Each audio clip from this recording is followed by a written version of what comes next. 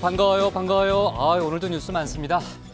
3월 20일 정치부회의 시작합니다. 최 반장, 이명박 전 대통령에 대한 영장 실질심사, 어제 제가 예측했던 대로 목요일로 잡혔잖아요. 근데 본인이 안 나오겠다고 했죠? 네, 이명박 전 대통령은 검찰의 입장을 다 밝혔다라면서 영장 실질심사에 나오지 않겠다라고 했는데 네. 그 때문에 일각에서는요, 마치 그분처럼 법리적 다툼이 아니라 정치적인 투쟁에 돌입하는 것 아니냐. 글쎄요, 저도 그 생각을 많이 했어요. 얘기가 나오더라고요. 한때 법리공방 양상이 있었는데 다시 정치 투쟁으로 가는 것 같다라는 그런 얘기가 양상으로 많더라고요. 번질 가능성이 있어 보입니다. 그렇죠? 자, 신 반장. 지금 이제 평양 공연 관련해서 오늘 남북 실무 접촉이 있었잖아요. 윤상 씨가 이제 총감독으로, 음악 감독으로 갔다 왔는데 이제 우리 측 가수들 명단이 좀 나왔죠. 저희가 어제 예상했던 대로 조용필 씨, 이선희 씨, 그다음에 소녀시대 서현 씨가 포함이 됐고요. 다 포함됐죠. 네, 이번 공연이 진짜 세대를 아우르는 공연이라는 걸 느끼는 게 네. 가수 최진희 씨랑 네. 걸그룹 레드벨벳이 또 네. 포함이 됐습니다. 네, 다 알죠? 레드벨벳은 좋아요. 아는데. 알았어요. 네. 최진희 씨는 내가 설명해 줄게요. 우리 들어가서 얘기를 좀 이어갑시다. 갑시다.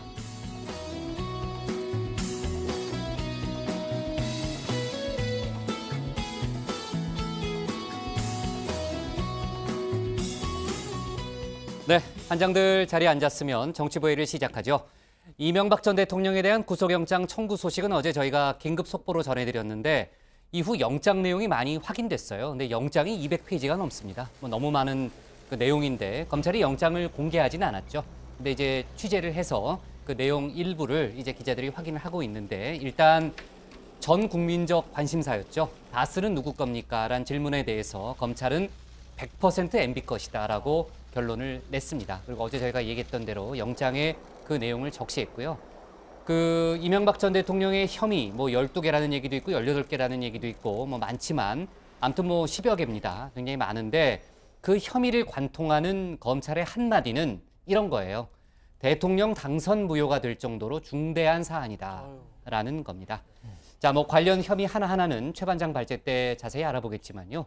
정말 그 영장 내용을 좀 보다 보면요. 그 대하 드라마 같은 대국민 사기극을 벌인 거 아니냐라는 생각이 들 정도예요. 그 정도로 하여튼 간에 혐의 내용이 상당히 중대합니다. 물론 이제 이 전 대통령 본인이 지금 부인하고 있기 때문에 저희가 모든 게 진실이다 이렇게 예단하긴 이르지만 아무튼 검찰의 영장 청구 내용을 놓고 보면은 정말 충격적인 내용들이 참 많아요. 일단 이 전 대통령이 다스를 차명 소유하면서요. 350억 원대의 비자금을 조성했고요. 이를 미천 삼아서 정치를 했다는 게 검찰의 설명입니다. 영포빌딩 지하에 수백억 원을 보관한 대형 금고가 있었대요. 네. 그리고 이 전 대통령이 전 재산을 사회에 환원하겠다고 한 거 기억나죠? 그래서 청계재단 만들었잖아요. 그 청계재단조차 다스 지분 확보 또 상속재산 처리에 좀 도움을 받기 위해서 한 계산적인 목적이었다라는 게 검찰의 설명이고 관련 내용이 영장에 적시됐습니다. 그 우리 내외가 살 집 한 채만 남기고 가진 재산 전부를 내놓겠다 이렇게 이 전 대통령이 얘기했잖아요. 네, 아무튼 그 육성이 생생하고요. 자, 다스가 이명박 전 대통령의 것이라는 여러 가지 증거들이 있지만은 설립, 운영, 비자금, 상속 이 네 가지 측면에서 봤을 때 확실하다라는 게 이제 검찰의 설명인데, 양 반장 BBK 관련한 내용도 영장에 들어가 있죠.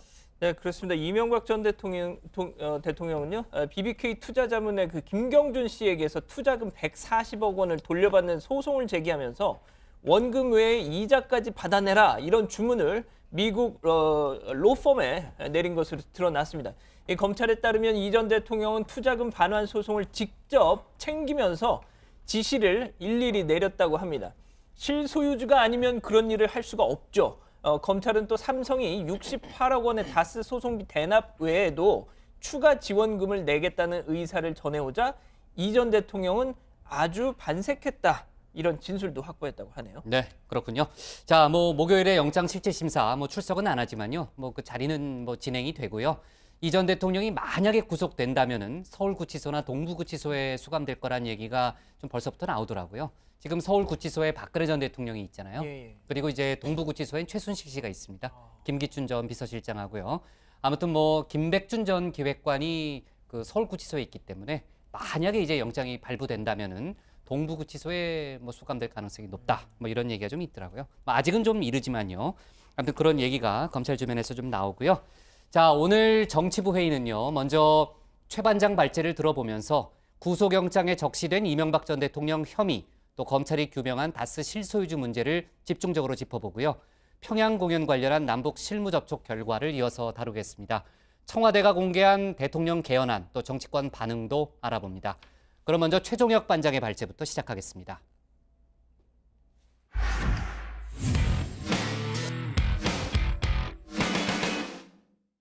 네, 조금 전에 얘기했던 대로요. 어제 오후 구속영장이 청구된 이명박 전 대통령의 영장실질심사가 오는 22일 목요일에 열립니다. 구속 여부는 이튿날 새벽에 결정될 가능성이 크다고 봐야죠. 이 전 대통령은 법원의 영장심사에 출석하지 않겠다는 뜻을 밝혀서 사실상 구속 가능성은 더 커졌다는 게 법조계의 전망입니다. 이런 가운데 김윤옥 여사의 경천동 지할 사건의 실체가 하나씩 드러나고 있습니다. 오늘 최 반장 발제에서는 이 전 대통령 조사 관련한 내용을 집중적으로 다뤄보겠습니다. 네, 한국 정치 역사상 2007년 한나라당 대선 후보를 선출하던 과정만큼이나 치열했던 경선은 없었을 겁니다. 당시 1, 2위를 했던 이명박, 박근혜 후보는 대한민국 17대 그리고 18대 대통령이 됐습니다. 그리고 11년이 지나 두 사람은 비슷한 말로를 걷고 있습니다. 지금의 상황을 예상이나 했을까요? 하지만 두 사람은 11년 전부터 서로의 무덤을 파고 있었을지도 모릅니다. 당시 이명박 후보 측은 최태민 목사 의혹을 제기하며 박근혜 후보에게 포화를 쏟아냈었죠. 이를 부정했던 박 전 대통령은 현재 최태민의 딸 최순실의 국정농단으로 구속돼 징역 30년을 구형받고 선고를 기다리고 있습니다. 이에 맞서 박근혜 후보 측에서는요, 이명박 후보의 차명재산 의혹을 제기하며 맞불을 나섰습니다. 그 땅이 누구의 땅이란 말입니까? 매일 그게 아니라고 변명해야만 하는 후보로 과연 대선을 이길 수 있겠습니까? 도곡 땅이 어디다고요? BBK가 어디다요? 새빨간 거짓말입니다. 네, 이처럼 서로의 입에서 쏟아져 나온 의혹은 박근혜 전 대통령에 이어 이명박 전 대통령도 점차 사실로 굳어지고 있는 모양새입니다. 11년 전 두 사람의 예언이 그대로 적중한 셈이라고 봐야 할 텐데, 박 전 대통령은 소환 후 첫 번째 월요일에 영장이 청구됐고 사흘 뒤 영장 심사가 열려 금요일 새벽에 구속이 됐습니다. 이 전 대통령의 영장 심사 일정도 같은데요. 다만 법원에 출석해 직접 소명했던 박 전 대통령과 달리 이 전 대통령은 검찰에서 입장을 충분히 밝혔다며 출석하지 않기로 했습니다. 과거 당당했던 모습은 어디로 갔을까요? 그러나 저는 떠나가지 않습니다. 누구도 나의 길을 막을 수가 없습니다. 저는 정직하고 당당하게 살았기 때문입니다. 네, 어제 영장 청구 직후 정치검찰의 이명박 죽이기는 예정된 수순이다라고 했던 것처럼 영장 심사도 실익이 없다고 판단한 것으로 보입니다. 결국 구속 여부는 검찰과 변호인단 양측이 제출한 서류 심사를 통해 결정이 되는데요. 검찰이 제출한 영장 청구서 모두 207쪽에 달합니다. 덧붙인 의견서도 1000페이지가 넘는다고 하는데요. 이 가운데 혐의가 12가지에 이르는데 가장 무거운 건 110억 원대 불법 자금 수수, 이 가운데 삼성이 대납한 다스 소송비 68억 원이 액수가 가장 큽니다. 다스가 이 전 대통령 것이기 때문에 소송비를 뇌물로 볼 수가 있겠죠. 검찰은 영장 청구서에 이를 적시했습니다. 그리고 다스 설립 경위도 덧붙였는데요. 현대건설 대표이사이던 1985년 정세영 현대차 회장의 제안으로 다스를 설립했고요. 자본금 3억 9,600만 원을 모두 이 전 대통령이 부담한 것으로 파악했습니다. 이후엔 처남 김재정 씨 등을 통해 비밀리에 운영을 해왔는데요. 하청업체에 허위로 일감을 몰아주고 또 분식회계 등을 통해 조성한 비자금은 350억 원대로 검찰은 이를 차명계좌나 영포빌딩 지하 사무실 금고에 보관한 것으로 파악했습니다. MB는 이 돈을 과연 어디에다 썼을까요?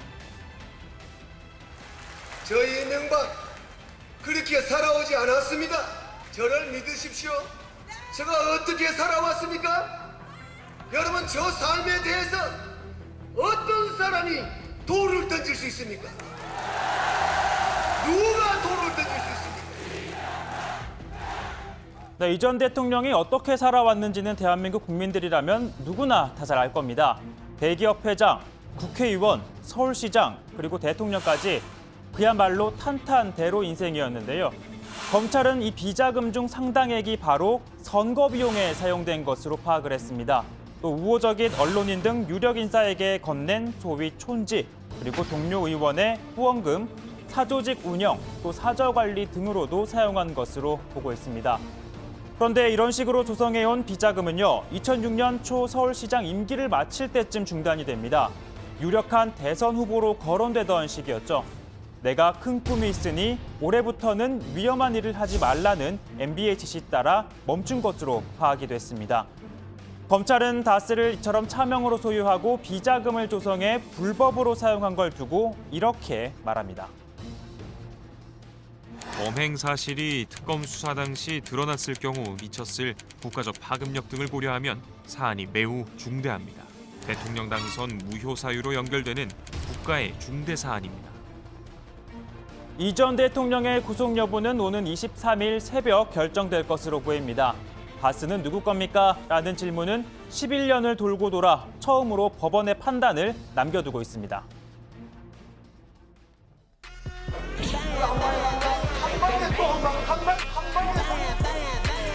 저는 작년 저번에 한 방에 간다는 소리를 늘 듣고 왔습니다. 3월달도 한 방에 간다. 4월달도 한 방에 간다. 7월달 또 한 방 간다. 검정 청문회전에 또 한 방 간다.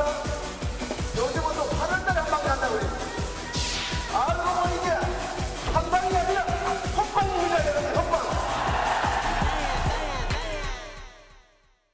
과거 검찰과 특검의 펀치가 헛방에 그쳤다면 이번 검찰의 한 방은 제대로 먹힐 수 있을까요? 네, 오늘 발제 정리해보겠습니다. 검찰 당선 무효 사안 MB 영장심사 불출석입니다. 네, 자 예상했던 대로요. 어제 이제 구속영장이 청구됐고요. 저희가 이제 속보로 전했잖아요. 그 박근혜 전 대통령 때와 마찬가지로 아까 최 반장도 설명했지만은 월요일 영장 청구, 목요일 실질 심사 똑같은 패턴으로 이번에도 목요일에 영장 실질 심사 일정이 잡힌 거잖아요. 네, 그렇습니다. 뭐 서울중앙지법에서 20일 오전 10시 반부터 진행이 될 전망인데 지난 14일 검찰 소환 이후 8일 만이자 어제 영장 청구 3일 만에 열리게 됐습니다. 영장 심사 일정은 박근혜 전 대통령과 비슷한 속도로 구속심사 다음 날 새벽 3시쯤 그때 영장이 발부가 됐는데 이 전 대통령도 혐의가 한 12개에 달하는 만큼 이 주요 사건의 피의자들의 사례를 감안하면 23일 새벽에 발부 여부가 결정이 될 것으로 보입니다. 이번엔 좀 빠를 수도 있어요. 본인이 안 나오니까 그렇죠? 네. 아, 그렇네요. 일단 이 전 대통령의 운명 박범석 부장판사 손에서 결정되는데요. 현재 3명의 영장 전담 판사 가운데 선임입니다. 컴퓨터 추첨을 통해서 배당이 이루어졌습니다. 지난달부터 영장 전담 업무를 맡아오고 있는데 주요 담당 사건으로는 기억나실 겁니다. 최근에 신현희 강남구청장 영장을 구속됐잖아요. 그렇습니다. 어. 뭐 그런데 이제 신구청장은 구속이 부당하다 이러면서 이제 구속 적부심을 청구했지만 역시 법원이 기각을 했었죠. 네, 이명박 전 대통령은 이제 법원에 구속 심사 일정이 나온 다음에 출석하지 않겠다는 뜻을 공식적으로 밝혔어요. 그래서 이제 아까도 뭐 최 반장하고 얘기했지만은 정치 투쟁에 나선 거 아니냐 이런 해석이 많더라고요. 그렇습니다. 당초 뭐 어제까지만 해도 측근들 사이에서는 구속영장이 청구가 되면 실질심사에 뭐 충실하게 응하겠다. 글쎄요. 이런 얘기가 네, 나왔습니다. 검찰을 넘어서 법원에서 승부를 보겠다 뭐 이런 그렇습니다. 기류가 있었잖아요. 예, 그런 기류가 분명했는데 오늘 법원에서 일정이 확정된 직후에 곧바로 비서실을 통해서 출석하지 않겠다는 입장을 밝혔습니다. 검찰에서 본인의 입장을 충분히 밝힌 만큼 법원의 심사에 출석하지 않겠다. 단 한 줄의 반응이 나왔습니다. 검찰이 영장 청구서에 기재한 혐의에 대해서 일일이 대응하지 않겠다 이런 뜻이겠죠. 일각에서는 이 전 대통령이 정치적인 전쟁에 돌입하겠다 이런 의지를 보인 것 아니겠느냐 이런 해석이 나옵니다. 그런데 영장 실질 심사는 피의자의 방어권 차원에서 진행되는 절차이기 때문에 뭐 출석을 하지 않는다고 해서 뭐 위법이다, 법 집행을 거부하는 건 아니라고 볼 수 있고요. 통상 피고인은 구속 전 피의자 신문을 마치고 법원이 지정하는 장소에서 기다리게 되잖아요. 그래서 지난해 박근혜 전 대통령의 경우 중앙지검 조사실 옆에 있던 휴게실에서 영장이 발부될 때까지 기다렸는데 이 전 대통령 역시 모레 법원이 지정하는 장소에서 판단이 나올 때까지 대기를 할 것으로 보입니다. 네, 이번에는 아마 법원이 지정 안 할 수도 있어요. 검찰이 지정할 수도 있어요. 왜냐하면 이제 구속영장 실질심사에 참여하는 게 아니기 때문에 그럴 경우에는 보통 검찰이 지정하기도 하거든요. 그러니까 검찰이 만약에 지정한다 그러면은 이제 검사실이라든지 정말 편의를 봐주고 싶으면은 논현동 자택에 좀 거하라고 할 수도 있어요. 그건 뭐 상황을 좀 지켜봐야 되고요. 물론 법원이 강제구인장을 발부할 수는 있습니다. 강제로 데려올 수 있거든요. 근데 아마 법원이 그런 조치까지 취하지는 않을 것 같아요. 네. 자, 그래서 어쨌든 이번에는 이제 그 본인 없이 피의자 없이 이제 검찰과 변호인만 참석할 가능성이 높고요. 뭐 또는 이제 서면으로만 이루어질 가능성도 있는데 지금 법조계 주변의 그 분위기를 보면요, 최 반장 구속영장 발부 가능성이 높다라는 의견이 좀 많은 것 같아요. 네, 아무래도 피의자가 스스로 방어권을 행사하지 않은 셈이기 때문에 경찰의 영장 청구서 그리고 검찰의 조사 내용 그리고 변호인 의견서 등을 통해 심리를 하기 때문에 영장 발부 가능성이 높은 게 일반적입니다. 또 여기에다가 이 전 대통령 혐의에 연루된 피의자 9명 가운데 7명이 범죄 혐의가 소명이 됐다며 구속이 됐잖아요. 특히 뭐 김백준 전 기획관, 이영배 금강 대표 그리고 이병모 청계재단 사무국장 등 소위 MB 재산 관리인으로 불리는 인물들이 모두 구속이 됐는데 검찰은 이 전 대통령을 이들 혐의의 최종 지시자로 보고 있기 때문에 책임을 면하기는 어려울 거다라는 관측이 나옵니다. 네, 어제 이제 검찰이 박근혜 전 대통령과 비교해서 뭐 책임이 결코 가볍지 않다, 뭐 이런 혐의가 뭐 아주 무겁다 이런 표현을 썼잖아요. 자, 검찰의 영장 청구서가 박근혜 전 대통령 때보다 뭐 2배가 넘어요. 그때보다 2배가 넘을 정도인데 그 혐의는 일단 뭐 굵직굵직한 것만 따져서는 12개인데 앞으로 뭐 기소 단계에서 훨씬 더 많이 늘어날 수 있다라는 게 이제 검찰의 설명이고요. 뭐 여러 가지 얘기가 있지만요, 신 반장.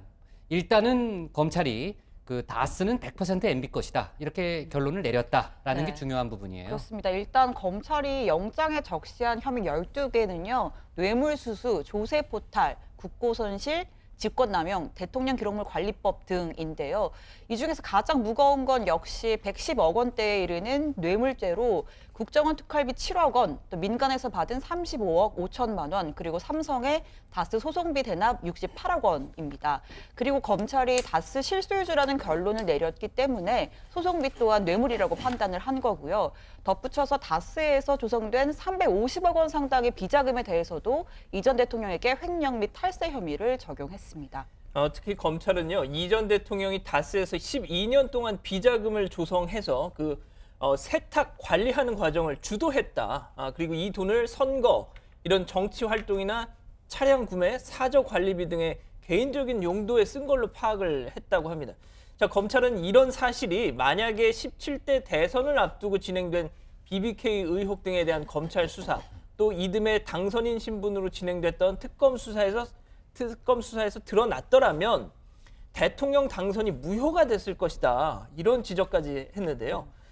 민주당 내에서는 대통령이 되지 말았어야 할 사람이다라는 지금 얘기도 나오고 있습니다. 들어보시죠. 그때로 보면 대통령이 되지 말아야 될 사람이 대통령이 된 거다 이렇게 생각이 들고요. 그런 점에서 만시지탄, 사필규정이라는 게 솔직한 심정입니다. 그래서 구속되지 않았으면 좋겠는데 혐의 사실 전체를 거의 대부분을 부인하잖아요. 그렇게 되면 증거인멸의 우려가 있고 그렇게 되면 보통 사람의 경우 구속이 됩니다. 네, 뭐 아까도 제가 얘기했지만요. 다스의 설립, 또 운영, 비자금, 상속 이 네 가지 측면에 전부 이제 이 전 대통령이 깊숙이 개입했고 그게 이 전 대통령이 실소유주라는 결정적인 증거다라는 게 검찰의 설명입니다.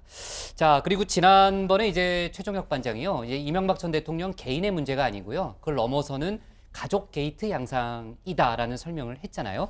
관련해서 이제 김윤호 교사 관련한 부분이 뭐 좀 계속해서 새로운 혐의가 좀 추가되고 있는데 일단 대선 직전에 명품 가방을 받은 부분은 사실상 확인이 됐어요. 그렇습니다. 김 여사가 대선을 앞두고 명품 가방을 받았고 논란이 예상이 됐겠죠. 그래서 이걸 무마하는 과정에서 MB 캠프 측에서 대가를 약속했다는 각서를 썼다.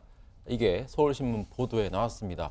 보도에 따르면요. 2007년 8월에 김 여사가 서울의 한 호텔 식당에서 여성 재미사업가 이모 씨로부터 3천만 원 상당의 에르메스 가방을 받았다고 합니다. 이 가방 안에 뭐 돈이 들어있었다 아니다 뭐 이런 주장이 엇갈리고 있습니다만 어쨌든 가방은 받았고 이후에 김 여사가 문제가 될 것을 우려해서 성공의 신부를 통해서 가방을 돌려준 일이 있었다고 합니다. 그런데 이 대선이 임박해서요, 미국 뉴욕의 한 교민신문 기자가 이 의혹을 접하고 나서 취재에 나서자 정도원 전 의원 등 캠프 관계자들이 이 보도를 막기 위해 당시 인쇄 홍보 회사를 설립해서 MB 측 홍보물 일부를 담당하고 있던 또 다른 재미사업가 강모 씨에게 도움을 청했다고 합니다.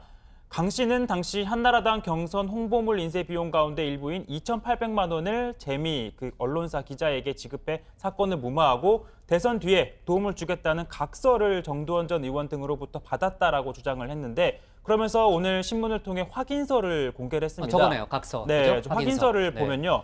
2007년 12월 6일 작성이 됐고 강 씨 회사에 사업 물량을 우선적으로 배정해 줄 것을 확인한다라는 내용이 담겨 있고요. 아래에 보시면 정도원 전 의원과 캠프 관계자의 서명이 저렇게 기재돼 있습니다. 네, 어제 저희가 얘기했잖아요. 그 스님으로부터 받은 부분. 그것도 이제 먼저 달라고 해서 줬다는 게 이제 능인선원 측의 좀 설명이었는데, 그런데 이제 김윤옥 여사의 경우에는요, 신반장. 지금 뭐 명품 가방뿐 아니고 불법 자금을 직접 관리한 의혹이 상당히 짙잖아요. 그렇습니다. 그 이 전 대통령 재임 기간이죠. 2010년에 아들 시영 씨가 서울 강남의 한 아파트를 6억 4천만 원에 전세 계약을 맺었었는데, 아시다시피 2012년 내곡동 특검 당시 전세 자금 3억 2천만 원을 청와대 직원들이 현금을 수표로 바꿔서 시영 씨에게 건넨 사실이 확인이 됐죠. 그런데 특히 현금 일부가 2006년까지 발행된 국권화폐여서 혹시 부정한 돈 아니냐 이런 의혹도 불거졌었거든요. 최근 검찰이 이 돈이 김윤옥 여사가 관리해오던 불법 자금 중 일부라고 결론을 낸 것으로 전해지고 있습니다. 구체적으로는 28성전 우리금융회장이 이상주 씨를 통해서 건넨 돈이 전세 자금으로 쓰였다는 겁니다. 검찰 조사에 따르면 이팔성 전 회장은요, 돈은 물론 고가의 양복, 코트, 가방도 전달했고, 이런 내용은 이 전 대통령 영장에도 포함됐다고 합니다. 대선 당선 직후에 이 전 대통령은 150만 원 상당의 양복 5벌, 180만 원 상당의 코트 1벌을 받았고요. 사위인 이상주 변호사 등등 2명도 각각 양복 1벌씩 받는 등 모두 1,230만 원 상당의 옷을 이렇게 수뢰했다고 합니다. 자, 이 전 회장은 또 2010년 12월 김윤옥 여사에게 명품 가방, 현금을 전달했는데 240만 원 상당의 루이비땡 가방에 현금 1억 원을 담아가지고 사위한테 건넸고, 이걸 받은 아내, 그러니까 큰딸이겠죠, 이주연 씨가 관저에서 어머니인 김윤옥 여사에게 전달한 걸로 검찰은 파악을 했습니다. 네, 그래서 언론들이 이제 패션 로비다 뭐 이런 표현도 좀 쓰던데, 야, 근데 그 양복 받으면 마음이 편했을까요? 그러게 말입니다. 참. 자, 그렇고요. 지금 이명박 전 대통령뿐 아니고요. 지금 그 이명박 전 대통령 아들, 조카 포함해서 부인까지 일가 6명이 통째로 사법 처리될 가능성이 있다라는 게 일단 검찰의 설명인데, 일단 이 전 대통령 신병 처리 이후에 아마 검찰이 사법 처리 수순을 좀 결정할 걸로 보입니다. 자, 일단 오늘 기사 제목은요, 이렇게 정할게요. MB 22일 영장실질심사 불출석으로 잡겠습니다. 다음은 신혜원 반장의 발제를 들어보겠습니다.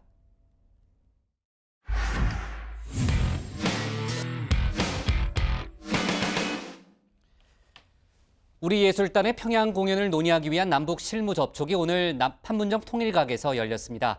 윤상 감독과 현송월 단장이 양측 수석 대표로 나서서 더 큰 관심을 모았죠. 또 국방부는 평창 올림픽 이후로 미뤄진 한미연합훈련을 다음 달 1일 재개한다는 방침을 오늘 발표했습니다. 훈련 기간이 일부 줄고 미국의 전략자산 일부가 참가하지 않기로 했습니다. 오늘 청와대 발제에서는 남부 실무 접촉 속보, 또 외교안보 소식을 함께 다뤄보겠습니다.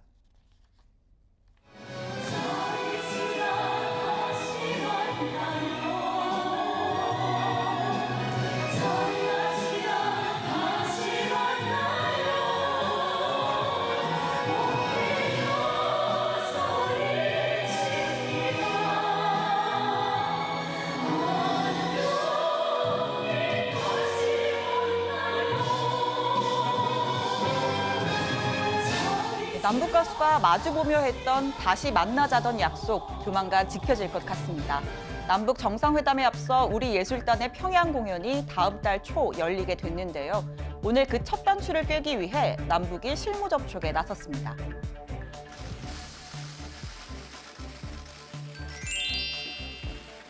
아마 제 생각에는 공연에 관한 음악적인 이야기 그리고 선곡에 관한 부분들이 줄을 이룰 것 같고요. 또 첫날인 만큼 좋은 공연이 될 수 있도록 최선을 다해서 잘 듣고 돌아와서 네, 그런데 인터뷰 중인 대표단 옆을 이렇게 빠르게 지나가는 한 사람 있었습니다. 탁현민 청와대 행정관이었는데요. 탁 행정관은 공식 대표단에는 이름이 없지만 대표단 지원 인력으로 포함이 돼서 오늘 판문점 회담에도 동행했다고 합니다. 그동안 각종 청와대 행사를 기획해온 만큼 이번 공연에도 깊숙이 관여할 걸로 보입니다. 오늘 회담장은 남북 모두 대중가수 출신 대표가 나섰다는 점에서 더욱 이목을 끌었죠. 윤상 대표 처음 등장할 때는 다소 긴장한 표정이었는데 이내 화기애애한 분위기에서 논의를 진행한 것으로 보입니다. 오늘 첫 만남은 약 4시간 만인 오후 1시 50분쯤에 끝이 났습니다. 시간이 촉박한 만큼 오늘 대부분의 사항을 합의했는데요. 먼저 공연은 3월 31일에서 4월 3일 사이에 2번 진행이 되고요. 장소는 과거 통일 콘서트가 열렸던 유경 정주영 체육관과 동평양 대극장이 선정됐습니다. 그리고 출연진으론 조용필과 이선희, 그리고 윤도현과 백지영, 소녀시대 서현과 레드벨벳 등이 포함됐습니다. 정말 세대를 아우르는 출연진인데요. 참고로 북측에선 북한 주민들에게 익숙한 대중 가수의 공연을 원한다는 의견을 피력해 왔다고 합니다. 그래서일까 역시 제일 먼저 거론된 건 2005년 우리 가수론 마지막 평양 공연을 했던 가왕 조용필 씨였죠. 함께 철로아리랑 불러요. 다 아시죠? 지난번 서울 공연 때처럼 평양 공연에도 남북 합동 무대가 있을 텐데요. 제가 생각하는 1순위는 윤상 감독과 현송월 단장의 콜라보입니다. 이 두 사람 좀 느낌이 다르다고 생각하시겠지만 사실은 둘 다 일렉트로닉, 즉 전자음악이라는 공통 분모를 가지고 있습니다. 먼저 윤상 감독은 국내 전자음악 1세대로 최근 한 예능에서 아프지마 도토 노래로 EDM 열풍을 일으켰고요.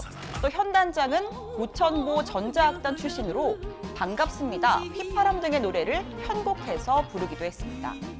또 전자음악 하면 레이저 가득한 화려한 볼거리가 장점인데 윤상 대표가 전체적인 공연 감독 역할도 겸한다고 하니 벌써부터 어떤 무대를 연출할지가 아주 기대됩니다.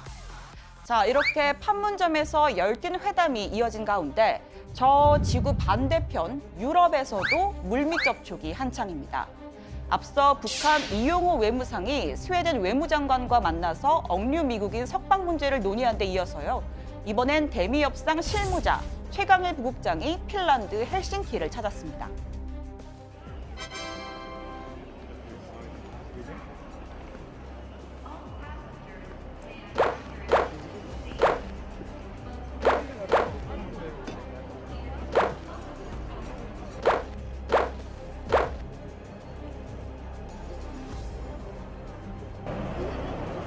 계속 뒤에서 몰아갔어요.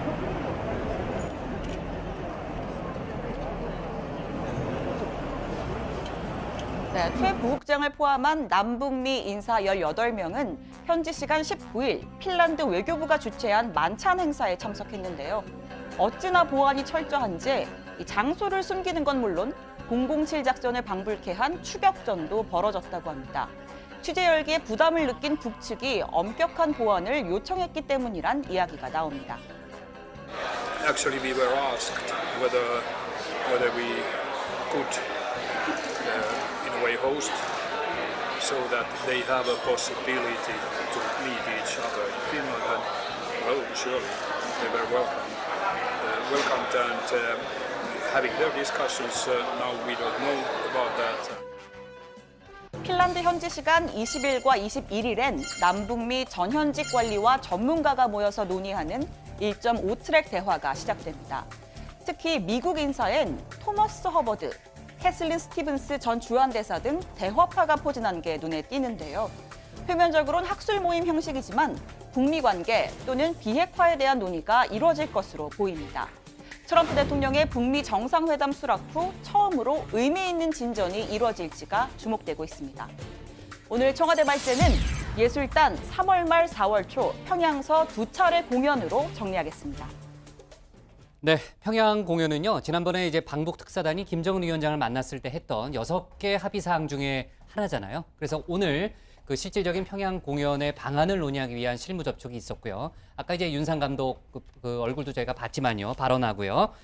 자, 그 판문점에서 오늘 그 실무 접촉이 있었고 돌아와서 그 브리핑을 했어요. 저희 그 정치보위 시작하기 직전에 이제 브리핑 내용이 있었는데 그 신반장이 아까 집중 발제 때 그 얘기를 잠깐은 했는데요. 자, 오늘 그 남북이 합의한 내용이 어떤 것들이 있습니까? 합의 사항이 총 5가지였는데요. 뭐 네. 주로 공연의 일정이나 뭐 구성에 대해서 협의를 했는데 먼저 한 160여 명 규모로 구성된 예술단을 북측에 파견을 하고 이 멤버에는 조용필, 이선희, 최진희, 또 윤도현, 백지영, 레드벨벳, 정인, 서현, 알리 등이 포함된다. 이게 첫 번째 합의 사항이고요. 근데 아까 그 최진희 씨를 모른다고 그러지 않았어요? 신반장이? 나머진 다 알죠? 네, 다 아는데 어. 최진희 씨가 굉장히 유명한 가수고요. 그 사랑의 미로라는 노래가 있는데 제가 탈북자들 예전에 인터뷰에서 얘기를 들어보니까요. 북한에서 모르는 사람이 없대요. 이 사랑의 미로를 다 알고요. 그 김정일 전 국방위원장이 생전에 상당히 즐겨 불렀던 노래가 사랑의 미로고 어떤 노래인지 부장이 한번. 사랑의 미로요. 됐습니다. 이제 너무 크게 하면은 또 저거니까. 아무튼 좀 그렇고요. 삼지연 관현악단도 지난번에 와서 불렀던 표정이 안 좋네요. 정반장이. 자, 좋습니다. 그리고 아마 최진희 씨가요. 이번에 가게 되면 양반장 미안해요. 그런 표정을 지을 건 없잖아요. 그 세 번째 평양 공연일 겁니다. 아마 최진희 씨가요. 이번에. 계속해요. 미안해요. 네, 그러니까 네. 지금 부장 말씀처럼 뭐 조용필 씨, 이선희 씨, 최진희 씨 다 이 평양 공연 경험이 있는 멤버들이고요. 그리고 나머지 합의사항 간단하게 말씀드리면 일단 공연 일자는 3월 31일부터 4월 3일 사이에 2차례 이루어지는데 장소는 동평양 대극장 그리고 류경 정주영 체육관이 선정이 됐고요. 뭐 북측이 모든 안전과 편의를 보장한다. 기타 실무적인 문제들은 판문점 연락 채널을 통해서 문서 교환 방식으로 협의한다. 그리고 남측의 사전 점검단이 3월 22일부터 24일까지 평양을 또 한 차례 방문하기로 했습니다. 근데 그 아까 날짜가요. 네. 3월 31일부터 4월 3일 사이에 2번 공연한다는 네. 거잖아요. 조금 더 구체적으로 언제쯤 열릴 것 같은 정보는 없어요? 일단은요. 4월 1일은 거의 확정적이라고 4월 합니다. 1일은 확정적이고. 네, 4월 1일은 확정적인데 나머지 하루는요? 나머지 하루를 4월 2일에 할지 3일에 할지가 아직 확정이 안 돼서 아하. 이 부분에 대해서는 뭐 사전 점검단이나 아니면 네. 이 판문점 연락을 네. 통해서 최종 네. 확정을 짓겠다고 그렇군요. 합니다. 아까 얘기 들어보니까 윤상 감독이 직접 본인은 노래를 하진 않겠다. 네. 뭐 이런 얘기를 하긴 하던데 지난번에 뭐 현송월 단장도 원래는 없었잖아요. 그렇죠. 근데 갑자기 마지막에 나가서 노래를 했으니까 아마 윤상 감독도 막판에 그냥 나가가지고 무슨 노래죠? 한 걸음 더. 이별의 그늘. 네, 이별의 그늘은 잘 알아요. 네. 네, 이게 하고요. 할 수도 있다라는 생각이 들고 그 윤도현 밴드하고 그 조용필 씨의 그 위대한 탄생은 뭐 탄생이요. 밴드가 같이 갈 수도 예. 있다 뭐 그런 얘기가 있더라고요. 자, 좋습니다. 뭐 일단 더 자세한 얘기는요. 다음에 또 할 기회가 있을 것 같고. 자, 그나저나 아까 그 핀란드에서 지금 1.5 트랙 회의가 열리고 있잖아요. 최강일 부국장이죠. 취재 열기가 뭐 상당히 뜨겁네요. 뭐 최강일 부국장 그야말로 북한의 뭐 대미 협상 실무자잖아요. 1994년 제네바 협상에도 참여했고 이번 올림픽 기간에 미국 대표단을 만났다는 물밑 접촉설도 뭐 꾸준히 제기가 되고 있습니다. 그러다 보니 우리는 물론 일본, 미국 취재 열기가 뭐 아주 뜨거웠는데 핀란드가 행사 주최자 역할을 하면서 남북미 만남을 주선하고 있기 때문에 보안에 철저한 신경을 썼다고 합니다. 어제 만찬이 극비리에 진행이 되면서 취재진들과 추격전을 벌이기도 했고 또 장소에는 핀란드 경찰도 배치가 됐다고 하더라고요. 현지 시간으로 20일 그리고 21일에 남북미 1.5 트랙 회의가 열리는데 참석자들에게 장소 공지도 안 했다고 합니다.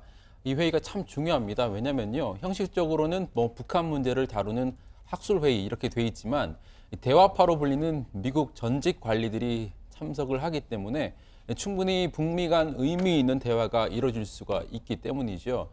북측이 실제로 북미 회담이 열릴지 조심스러워하는 인상을 받았다라는 이 현지 관계자의 발언도 나왔는데 아마도 이 회의에서 본격적인 북미 회담 사전 조율 또 비핵화 논의가 이루어질 수 있을 것으로 보입니다. 그리고 이에 앞서서 이영호 북한 외무상이요. 스웨덴에서 스웨덴 외무장관을 만났잖아요. 그래서 억류 미국인 석방 문제를 논의했다라는 그런 그 분석이 좀 나왔었는데 그 강경화 장관도 만났죠, 외무장관을. 그렇습니다. 강경화 장관이 EU 외교 이사회 참석차 벨기에를 방문했는데 행사 참석에 앞서서 발스트램 장관과 별도 회담을 갖고 이용호 외무상과의 그 논의 내용을 같이 공유했습니다. 스웨덴은 평양 대사관을 통해서 미국의 대북 영사 업무를 대행하고 있는데 향후 북미 회담 국면에서도 대화 채널로서 충실히 돕겠다 이런 입장을 밝혔습니다. 들어보시죠. At least there is a plan for proper meetings, and whatever we can do, we will contribute and offer our support or help. We can be a channel, but I think that these are the main partners and the most important players here. 네, 강 장관의 그 EU 외교 이사회 참석은 이 최근 한반도 상황에 대한 우리 정부의 입장을 설명하는 차원이었는데요. EU 회원국이 아닌 한국 외교장관이 이 EU의 대외 정책 최고 의사결정 기구인 외교이사회에 초청을 받아서 참석한 건 이번이 처음이었습니다. 관련 발언도 한번 들어보시죠. The developments on the Korean Peninsula have been rapid and encouraging, and I'm very delighted with this opportunity to explain the full background of these recent developments, but also to express our gratitude to the European Union's policy of critical engagement with the DPRK.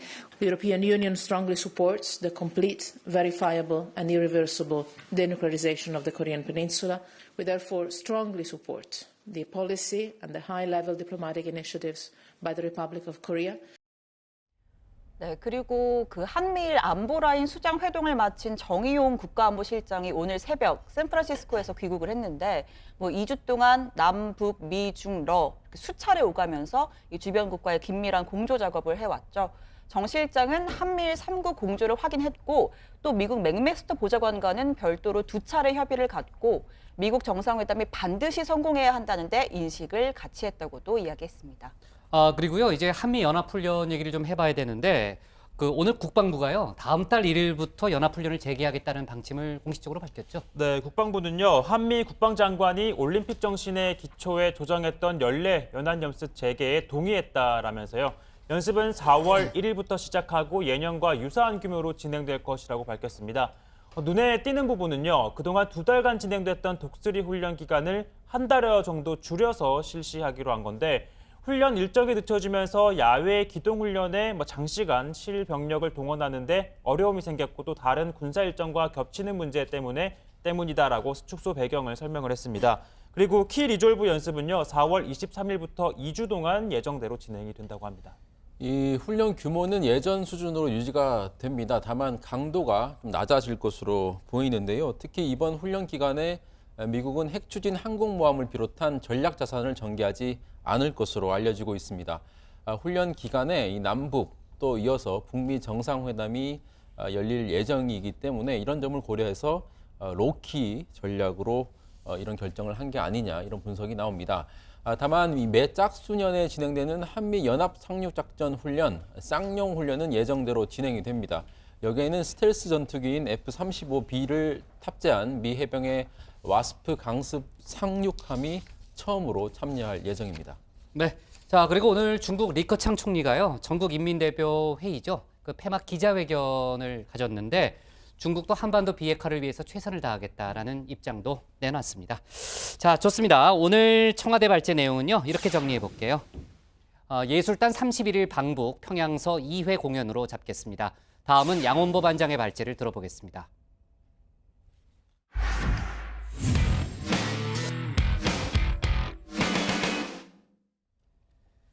5.18 광주민주항쟁 유관단체가 어제 서울 연희동 전두환 씨 자택 앞에서 집회를 열었습니다. 전 씨가 최근 전두환 회고록 수사 관련해서 검찰의 출석 요구에 불응한 것을 규탄하기 위한 자리였죠. 그런데 이 자리에 극우 단체 회원들까지 몰려와서 맞불 집회를 여는 바람에 한바탕 소란이 일었다고 하더군요. 어떻게 된 일이었을까요? 오늘 양 반장 발제에서는 관련 소식과 여러 가지 정치권 뉴스를 함께 정리해 보도록 하겠습니다. 네, 그렇습니다. 몇 번 전해드렸지만 전두환 씨가 이 전두환 회고록에서 5.18을 크게 폄훼해서 유가족과 5.18 단체로부터 사자 명예훼손 혐의로 고소를 당했었죠. 자, 검찰이 나와서 수사를 좀 받으시오 했더니 몸이 안 좋아서 못 나간다면서 진술서만 달랑 보내고 말았습니다. 자, 5.18 단체 입장에서는 이 회고록에 거짓 주장을 나열해 놓은 것도 피가 거꾸로 솟을 일인데 이 배째를 하고 있으니 얼마나 화가 났겠습니까? 자, 보시죠. 자, 전두환 망언록 폐기하고 소환 불응 전두환을 즉각 체포하라 플래카드가 보이고요. 자, 수의를 입은 전두환 씨 대형 사진에 저렇게 불을 붙이기도 했습니다. 물론 경찰이 곧바로 불을 끕니다. 네, 양측이 사전에 다 양해가 돼 있었던 거죠. 자, 그런데 계속 어디선가 이 빨갱이들아 하는 욕설이 들립니다. 그렇습니다. 자, 집회 저 건너편 저만치에 친박단체 분들이 와 있었던 겁니다. 이렇게 말이죠.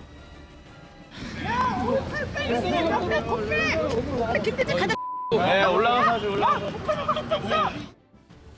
자, 저는 조금 이게 참 안타깝습니다. 예, 이분들 보니까 보면 친박단체 집회 때 계속 나오시던데 정말 박근혜 전 대통령을 사랑한다면, 진심으로 사랑한다면 전두환 씨를 이렇게 옹호할 수는 없다라고 생각합니다.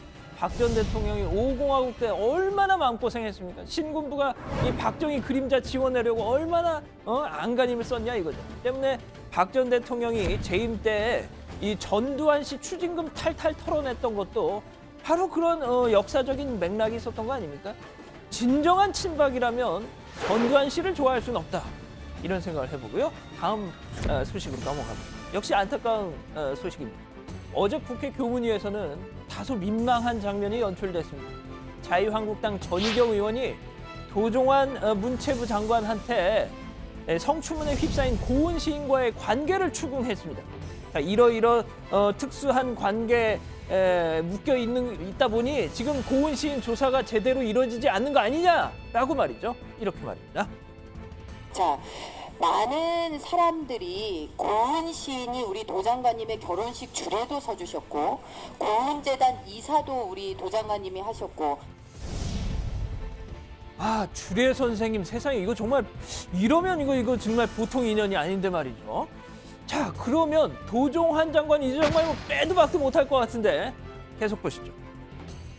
혹시 주례를 섰다는 걸 사실관계를 확인하셨습니까? 지금 저는 언론에 있는 내용으로 근데 그럼요. 그 보도 여기 있습니다. 도종환 장관 고은 시인 과거 인연 관심 집중 주례 점점점. 자, 그런데 여전히 도종환 장관은 못마땅한 표정을 짓고 있습니다. 극적인 반전이 펼쳐집니다. 이렇게 말이죠. 아니, 그거를 확인하고 질의해 주셨으면 좋겠습니다. 저는 신부님이 주례를 섰습니다.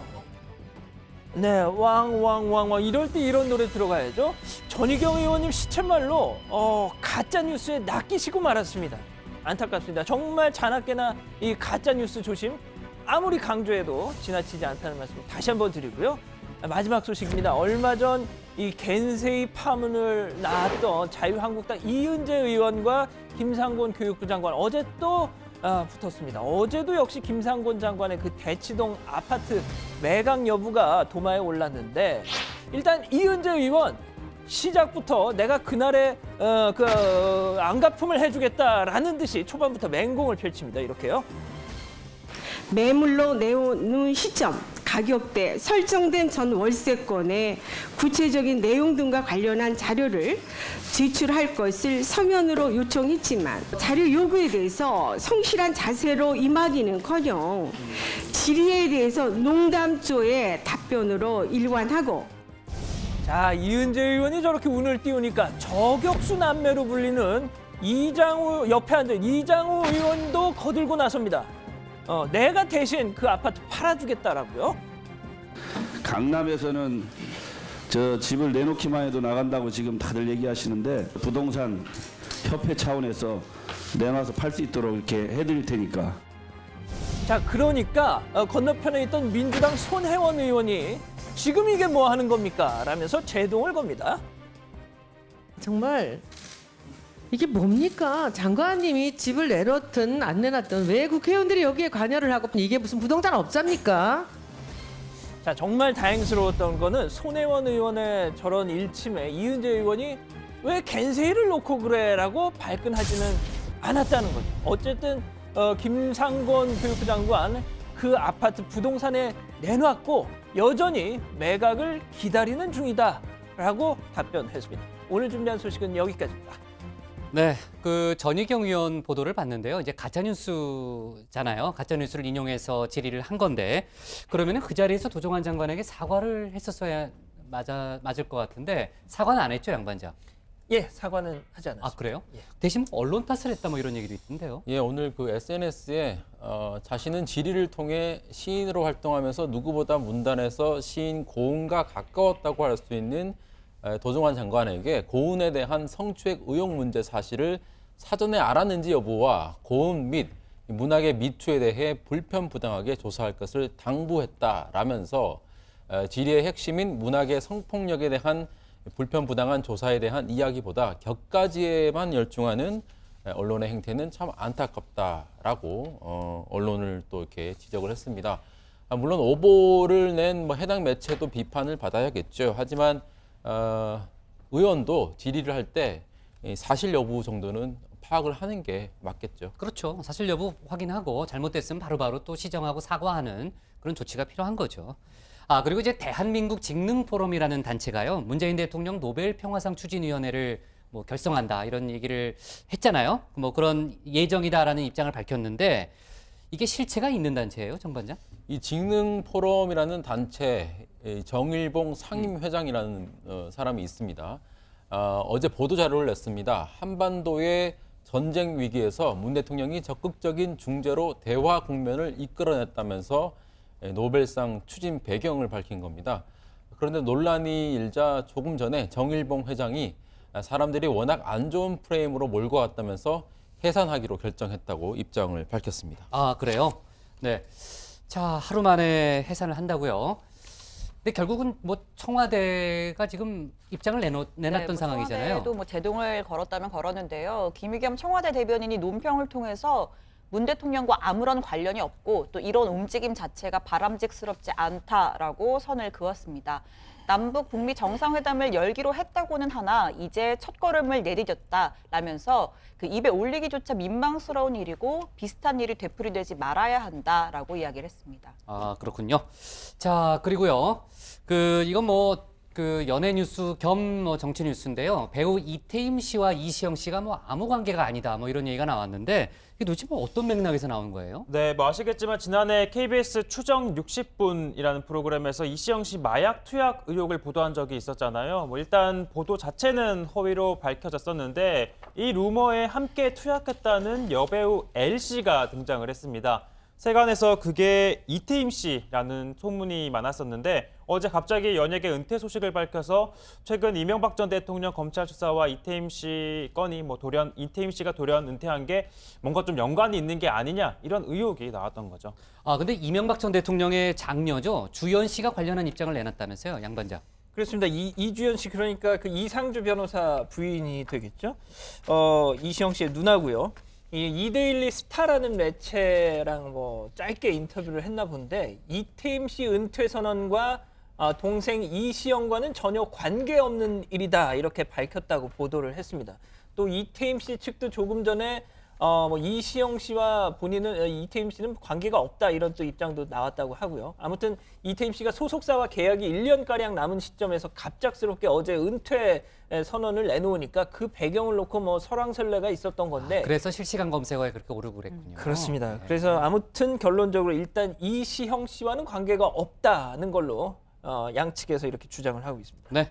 하여튼 뭐 저도 깜짝 놀랐어요. JTBC 그 품위 있는 그녀에 나오면서 그 이미지 변신에 성공하면서 탄탄대로에 오르는 듯 했는데 뭐 갑자기 은퇴 선언을 해서 참 놀랐습니다. 아무튼 뭐 그렇게 정리가 됐다니까요. 자, 좋습니다. 오늘 국회 기사는요. 이렇게 정리할게요. 청와대 제동에 하루 만에 해산된 노벨상 추진위로 정하겠습니다.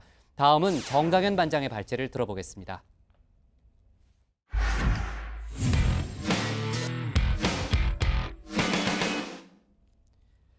청와대가 오늘부터 사흘간 대통령 개헌안에 대한 대국민 설명 절차에 들어갔습니다. 하지만 대통령의 개헌 발의 시점이 엿새 앞으로 다가오면서 야당의 반발은 더 거세지고 있죠. 오늘 야당 발제에서는 오늘 청와대가 발표한 개헌안을 둘러싼 여야 갈등 상황을 자세하게 살펴보도록 하겠습니다. 자, 오늘부터 사흘간 청와대의 대국민 개헌 PT가 실시됩니다. 연사는 조국 민정수석입니다. 오늘은 그 첫 번째로 전문과 기본권에 대해 설명했습니다. 핵심은 민주화 운동의 헌법 전문 명시와 기본권 강화, 직접 민주주의 확대입니다. 먼저 헌법 전문에 추가된 내용부터 들어보시죠. 4.19 혁명, 부마 항쟁과 5.18 민주화 운동, 60 항쟁의 민주 이념을 계승한다는 점을 분명히 하였습니다. 자, 들으신 것처럼 대통령 개헌안엔 부마 항쟁, 5.18 민주화 운동, 60 항쟁 등이 전문에 추가로 들어갔는데 촛불 시민혁명은 현재 역사적 평가가 진행 중이라는 점에서 포함시키지 않았습니다. 다음으로 기본권 강화 부분입니다. 기본권에 대해서는 그 주체를 국민에서 사람으로 확대하였습니다. 자, 기본권과 관련해선 공무원의 노동 3권 보장과 동일노동, 동일임금 원칙이 담긴 것도 특징적입니다. 마지막으로 직접 민주주의 확대입니다. 국민이 국회의원을 소환할 수 있도록 하는 규정과 국민이 직접 법률안을 발의할 수 있도록 규정하는 것은 이번 개정안이 처음입니다. 기존 헌법에서 삭제된 조항도 있습니다. 특히 검사의 영장 청구권 조항을 삭제하기로 했는데 이 부분에 대해선 자유한국당이 오히려 사법개혁을 방해한다면서 크게 반발하고 있습니다. 자, 우선 간략하게만 말씀드렸는데 보셨던 것처럼 좀 복잡합니다. 대통령 개헌안에 대한 상세한 설명은 자리로 돌아가서 이어가겠고요. 문제는 과연 이 개헌안이 국회를 통과할 수 있느냐 하는 부분이겠죠. 자, 어제도 제가 말씀을 드렸지만 현재 개헌과 관련해선 민주당과 야4당의 대결 구도가 굳어지고 있습니다. 주요 쟁점별로 하나씩 따져보죠. 자, 먼저 대통령의 개헌안 발의에 대한 입장입니다. 야4당은 모두 반대하는 입장이죠. 특히 자유한국당은 대통령 개헌안 표결 처리를 전면 보이콧하겠다는 입장을 내놨습니다. 예초부터 개헌 투표 만약 하자고 하면 본회의장 우리는 들어가지 않습니다. 들어가는 사람은 제명 처리합니다. 하지만 여당은 대통령의 높은 지지율에 기대를 걸고 있습니다. 결국 여론의 압박이 커지면 야당도 대통령 개헌안의 논의를 할 수밖에 없다는 판단입니다. 특히 여당은 자유한국당 김성태 원내대표도 과거에는 대통령의 개헌 발의가 필요하다고 주장하지 않았느냐 이렇게 따져 묻고 있습니다. 그런데 실제로 그런 주장을 했을까요? 팩트체크를 한번 해보죠. 제가 해당 영상을 한번 찾아봤습니다. 헌법 128조 1항은 대통령의 헌법 개정 발의 권한을 맹시하고 있습니다. 역대 사례를 보더라도 정권의 의지가 없으면 개헌은 요원합니다. 여야 정치권에만 의지해서도 안 됩니다. 정부가 나서야 합니다. 네, 대통령의 발의 권한을 활용해서 정부가 직접 개헌에 나서야 한다는 취지의 언급이 있었던 건 분명한 팩트입니다. 하지만 자유한국당은 과거 김성태 원내대표의 발언에 대해 이렇게 해명합니다. 이제 김성태 원내대표의 그 당시 대정부 질문의 발언의 취지는 개헌을 해야 된다라는 그런 취지의 방점이 있었던 거예요. 정치의 여러 가지 지형이 바뀌었는데 과거를 그대로 이제 현재의 잣대로다가 해석을 하려다 보니까 저는 굉장히 잘못 얘기하고 있는 거다라는 생각이 들고요. 다음은 국회의 총리 추천제입니다. 자유한국당이 분권형 대통령제의 한 방안으로 검토하고 있죠.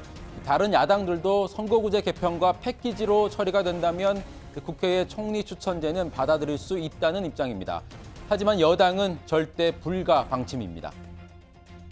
총리의 국회 추천권에 대해서만 짧게 한 말씀 드리겠습니다. 예를 들면 문재인 대통령의 홍준표 총리가 될 수도 있는 상황이 되는 거죠. 상상이 되십니까? 국정이 운영이 되겠습니까? 돌아가겠습니까? 네, 문재인 대통령의 홍준표 총리. 솔직히 상상은 잘 안 됩니다. 그래도 굳이 상상을 해본다면 국무회의 때마다 이런 상황이 생길지도 모르겠습니다. 같은 흑수저 처지에 왜 제가 주적입니까? 금수저들 뭐 이렇게 주적으로 생각하지 않고? 친북 좌파이기 때문에. 뭐 자유한국당은 적폐니까 청산하겠다. 이런 생각을 갖고 있으니까 주적이죠. 자, 국회가 개헌 논의로 시끄러운 가운데 나홀로 분투하고 있는 한 사람이 있죠. 바른미래당 안철수 인재영입위원장. 오늘 인재영입 1호가 발표됐습니다. 음악으로 확인해 보시죠. 정치가 음악을 만났을 때.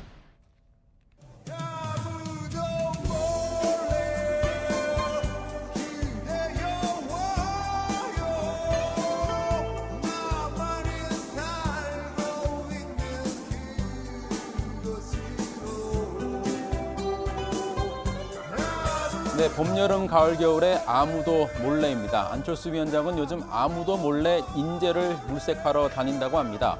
오늘 발표된 정대유 전 인천시 시정단장이 영입 1호였습니다.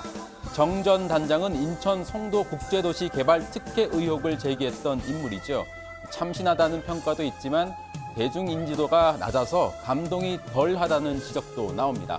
당내에선 아무도 몰래 인재 영입 작업을 하는 것도 중요하겠지만 안 위원장 본인의 서울시장 출마 여부부터 빨리 결정하라는 목소리도 없지 않습니다. 오늘 야당 기사 제목은 대통령 개헌안 공개 첫날 홍준표 표결 참여하면 제명입니다.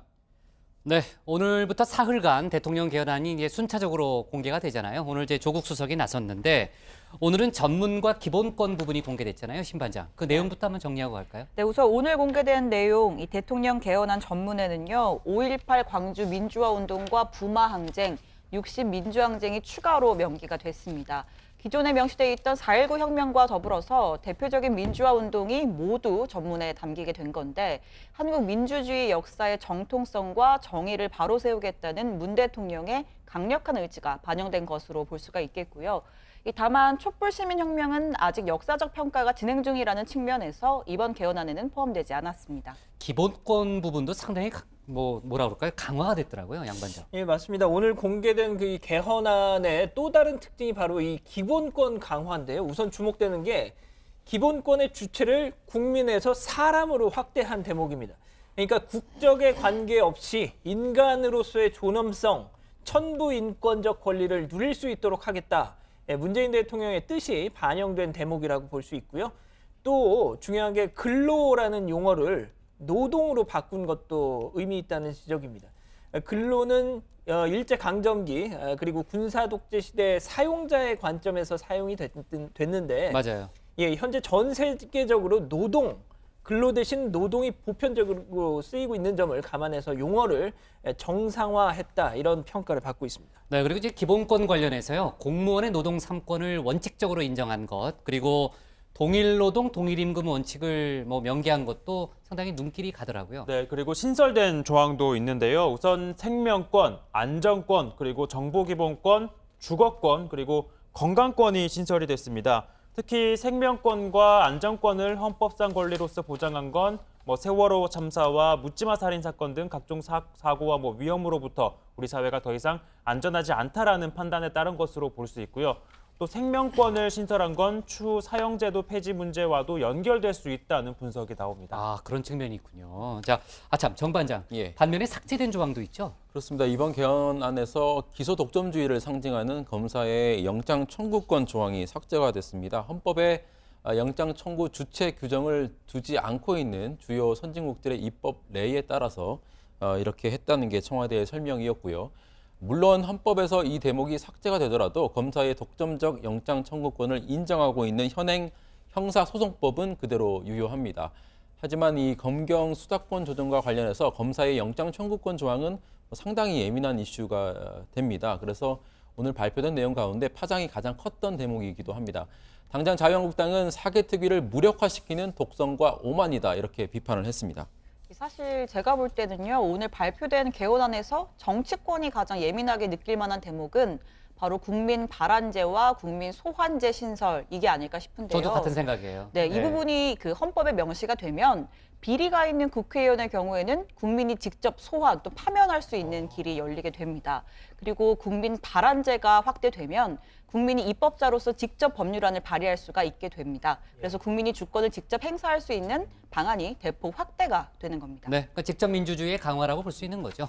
자, 그리고 이제 오늘부터 아까도 얘기했지만요, 이제 사흘 동안 대통령 개헌안이 이제 순차적으로 공개가 되는데 뭐 어떻게 보면 이제 어떻게 보면이 아니고 뭐 당연한 얘기지만 국회 입장에서 봤을 때는 점점 압력을 더 강하게 받는 그런 모양새잖아요. 예. 어때요? 국회 쪽 반응은?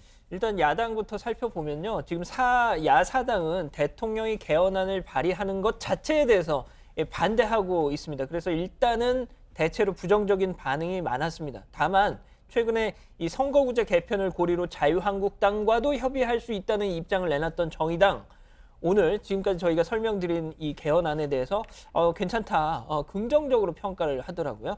정의당은 대통령이 제안한 기본권과 국민주권을 강화하는 이 개헌안은 정의당이 이미 내놓은 개헌안과도 맞닿아 있다, 이런 환영하는 입장을 내놨습니다. 네, 다만 정의당은 그 대통령이 직접 이 개헌안을 발의를 할 경우 개헌 자체가 무산될 수 있다는 우려가 있다는 입장이기도 합니다. 그래서 청와대 역시 뭐 국회가 합의에 이를 수 있도록 더 큰 노력을 보여주길 바란다. 대통령의 개헌안 발의를 재고할 것을 우회적으로 요청을 하기도 했습니다. 근데 최 반장, 민주평화당도 지금 정의당과 입장이 좀 비슷한 거 아니에요? 마침 양당이 오늘부터 공동 교섭단체 구성을 위한 실무 협상에 들어갔는데요. 이번 주 안에 협의안을 도출한 뒤에 이번 달 안에 공동 교섭단체를 출범시키기로 뜻을 모았습니다. 추후 협의 과정에서는 개헌에 대한 입장에 대한 조율도 이루어질 것으로 보입니다. 반면에 이 자유한국당 같은 경우는 오늘 발표된 대통령 개헌안의 거의 모든 내용에 대해서 비판을 했습니다. 우선 전문가 관련해선 좌파적 입장에서만 의미 있는 사건을 나열했다. 직접 민주주의 확대 이 부분에 대해서는 촛불 포퓰리즘으로 정치를 하겠다는 것이다. 이렇게 비판을 했습니다. 정태욱 대변인이 논평에서 그렇게 주장을 했고요. 그런데 이게 전부가 아닙니다. 자유한국당은 대통령의 개헌안 발의 자체를 보이콧하겠다는 입장까지 오늘 내놨습니다. 홍준표 대표 얘기 들어보시죠. 일각에서는 무기명 비밀투표니까 반란표가 나오지 않느냐. 내가 원내대표를 했고 정치 23년 했습니다. 그런 바보스러운 투표 전략을 채택할 리가 있습니까? 예초부터 개헌 투표 만약 하자고 하면 본회의장 우리는 들어가지 않습니다.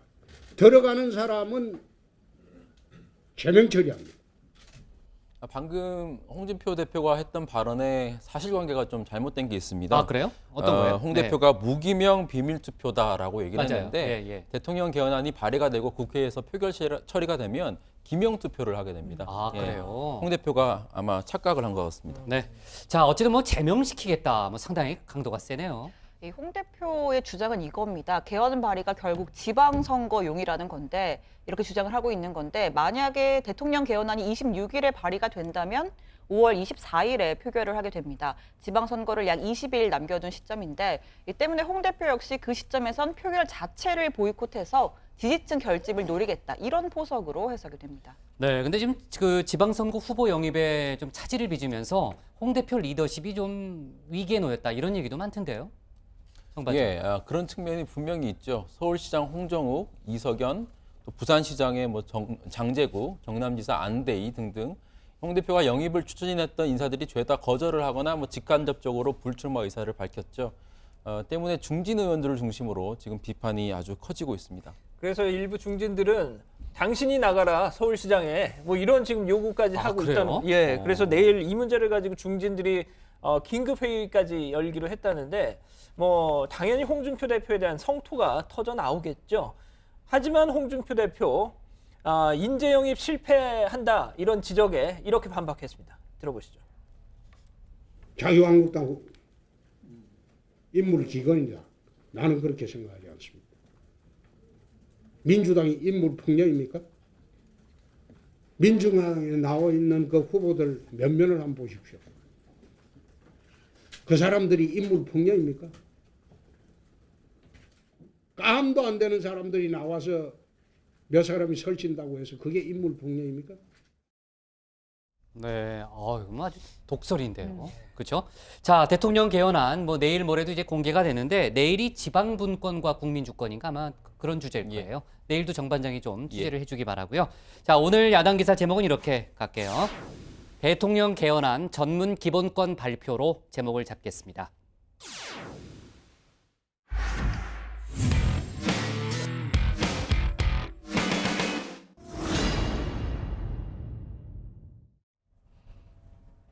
안녕하세요. 톡 쏘는 정치의 강정입니다.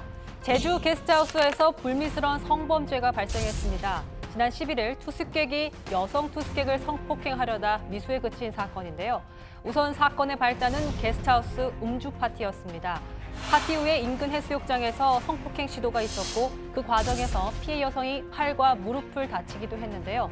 용의자는 현직 소방관으로 경찰 조사에서 그는 술에 취해 그런 것 같다며 혐의를 시인했습니다. 그런데 이런 성범죄들이 게스트하우스에서 꽤 자주 발생한 편입니다. 앞서 지난달에도 인근 게스트하우스에서 20대 여성이 목 졸려 숨진 채 발견됐고요.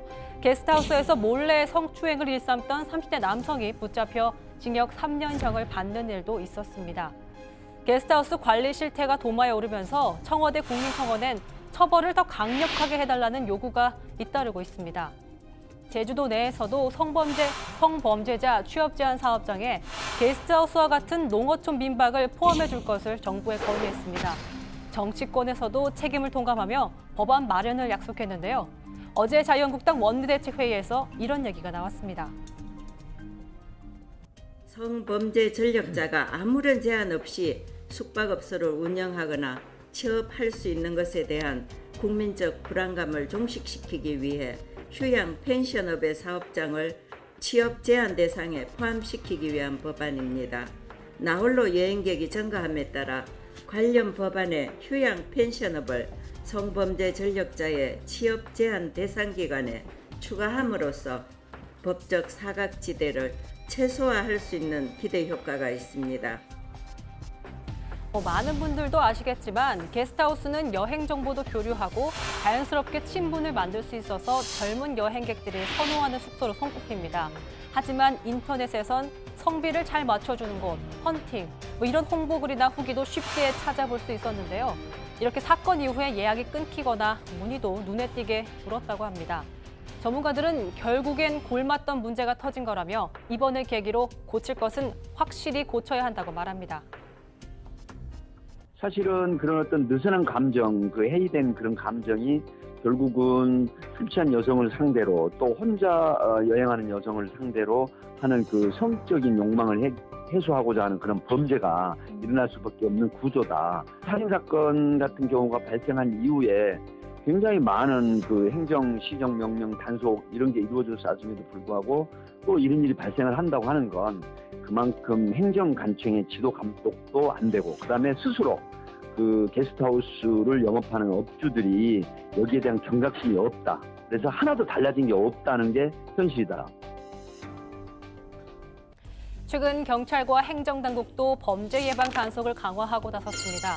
하지만 단속이 이루어지고 있는 상황에서도 성범죄가 지속적으로 발생하고 있다는 점에서 전반적인 안전장치 마련이 시급한데요. 보안이나 범죄에 취약한 게스트하우스의 문제점이 확인된 이상 정말 강력한 처벌의 본보기가 필요해 보입니다.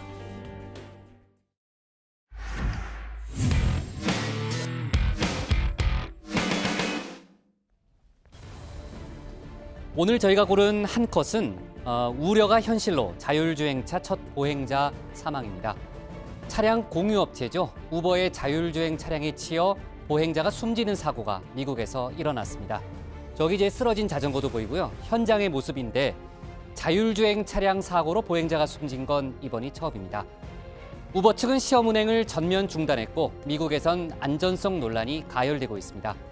그런데 마침 오늘은 국토교통부가 자율주행 상용화를 앞당기기 위해서 산학연 협의체를 출범시킨 날입니다. 앞서가는 것도 물론 중요하겠지만은 미국에서 뜨겁게 일어나고 있는 안전성 논란 결코 남의 일로 여겨서는 안 되겠습니다.